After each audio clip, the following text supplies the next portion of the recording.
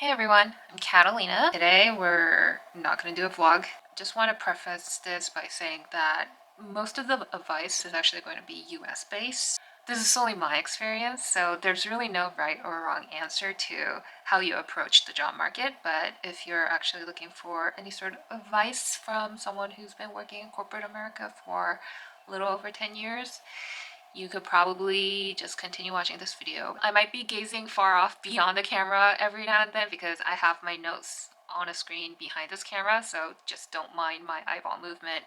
If I'm looking like past the camera like this, I'm just looking at my notes. Okay, so first things first, whether or not you have a job or you have experience or, if you're in school or whatnot, my very first advice is to make a LinkedIn account if you don't have one already. Even if you're a student, it's very important that you create a LinkedIn profile and have it all updated. It's also very important that you start building your network in terms of how you want your professional career to grow. So, for example, if you want to go into finance, you might start looking up your school alumni or the particular bank or institution you want to go work in and see if you could start networking. Just start building up your page and make sure that it's always up to date and it looks good, so when someone actually looks you up, like, they could actually see what's going on. And then after you set up your LinkedIn account, now you want to understand yourself. And I think this is like a huge thing that people overlook when they're actually preparing to look for a new job or prep for an interview. They think they know themselves really well, and this was kind of my mistake too. Back in the day, like earlier in the career, when I went into interviews, I had no prep whatsoever. I thought I knew my experience really well and I was prepared to talk about whatever topic came up. Turns out that, like, you're not as knowledgeable about yourself as you think you are, so you might want to take some time to reflect.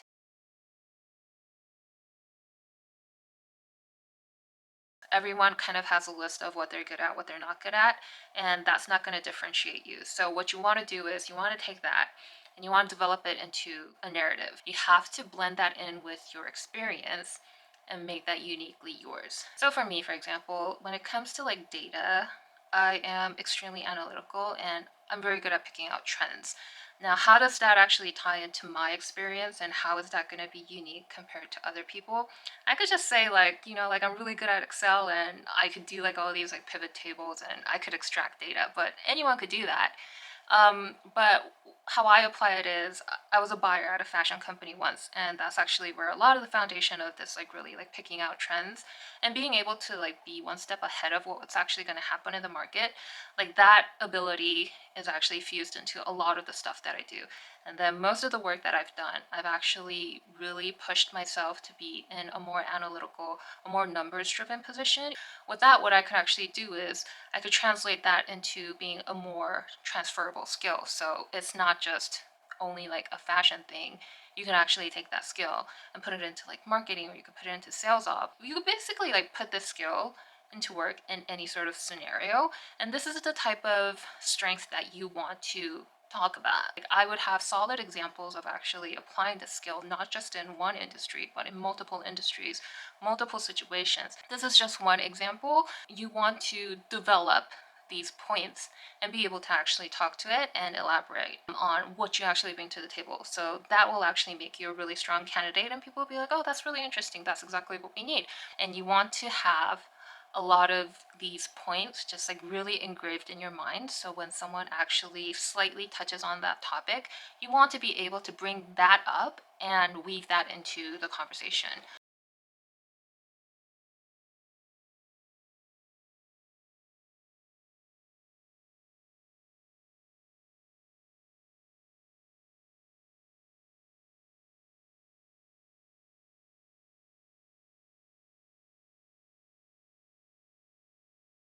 After you do that, now you want to actually start working on the actual job search. So before you just go out and look for a job, I would recommend just limiting yourself to a few sites. My main source is always LinkedIn. Another place that I like to go is if you know what company you want to go to, you can actually go directly to that company and their career site. Let's say if I'm looking for a marketing job and I want to specifically work at, I don't know, Nike, then I would actually go to Nike's career site and look at all their open positions right now. If nothing actually fits me, I just create a job alert and make sure that I always get whatever alert whenever they post a new position. So those two are like the sources that I go to.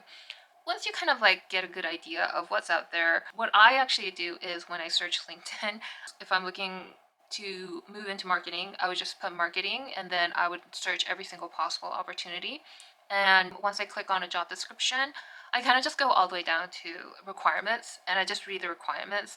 And if I am remotely qualified for it, then I go up to the job description and I kind of skim it. And if there's enough keywords that actually pop up that I think I relate to, then I start saving that job.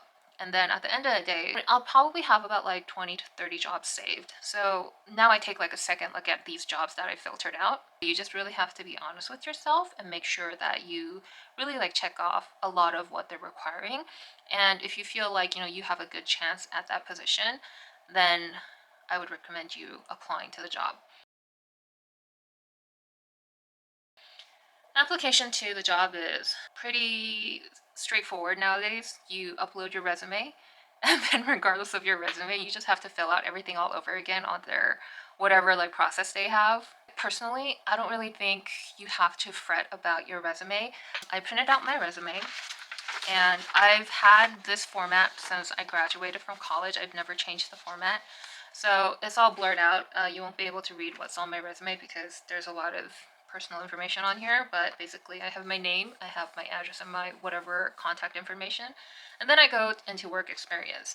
And believe it or not, for probably like 8 years or so, I've actually had a 2-page resume, and I don't think it's ever stopped me from getting interviews or getting job offers. So if you feel like you have a lot to write on your resume, then you don't have to limit yourself to 1 page. But if you don't, and you could actually fill your entire experience in a 1-page resume, like you don't need to stretch yourself to do 2 pages. So what do I have on my resume? My first one is obviously the most recent job, and then it goes down to like the later ones. As you can see, like the most recent one I've been at the longest, and it's also the most important one in relationship to my current job. So I would actually put a lot of emphasis and a lot of details onto the first one. So you could kind of see that the latest job actually has the most lines. And then the second one is a little bit shorter, so you could kind of see like this is probably 50%, 30%, 20%. And then the last one is just like a few bullet points because it's not that important. And then I have my education right here, and then I have my skills and languages and whatnot. I don't know. I don't know about like putting languages down. I've never really been contacted specifically because of a language skill. But I just put it down anyways. How do you actually write a resume? At the beginning of my career, I was very focused on putting down major tasks that I did.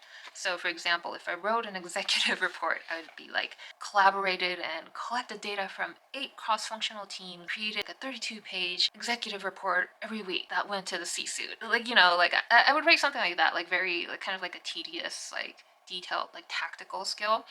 And I think that's great, but I don't think people really care about what you did, like to that level.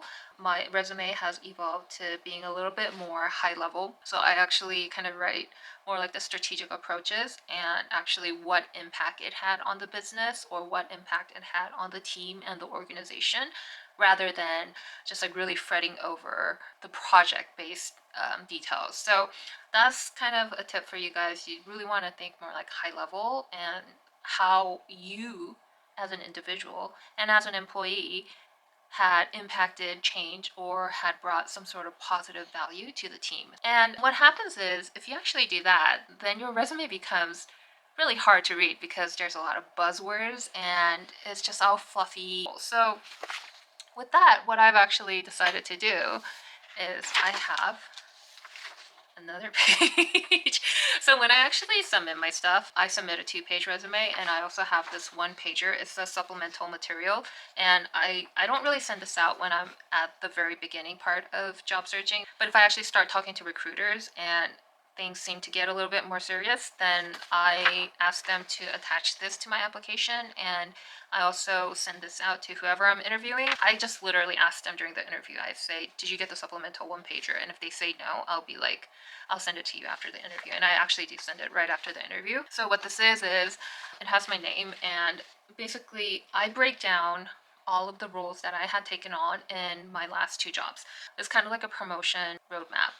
So this is the last role that I had, and basically it's just kind of like showing a progression of the amount of responsibilities and the roles and what kind of promotional track I was on in my past two jobs. Because you can't really write like, oh, was promoted to this and promoted to that. Then you're kind of wasting a line. This is more like kind of like big picture, and then this is the roadmap. So, like if you feel like you need to like tell a deeper story, or if there's a lot more details that you want to cover and you want someone to read about, then you could definitely make a supplemental material. I have absolutely no shame in terms of how many words are actually in these. You could probably see these are all blurred out, by the way.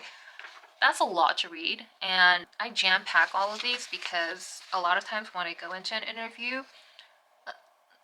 not a lot of people actually read like your resume really thoroughly. They're just looking for keywords. So when I talk about them and people want to go back and look at my resume, then they could have like more of a detailed view and a better understanding. No one's really complained about my one pager so far. A lot of people have given me feedback saying that it actually provides more clarity into what I actually did.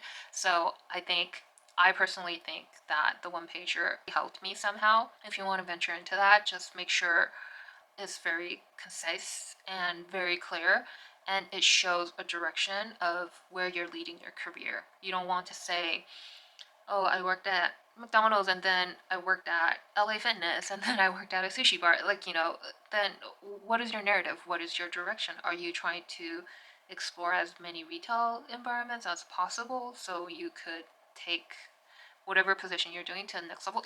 Like you have to have like a backstory that kind of flows through.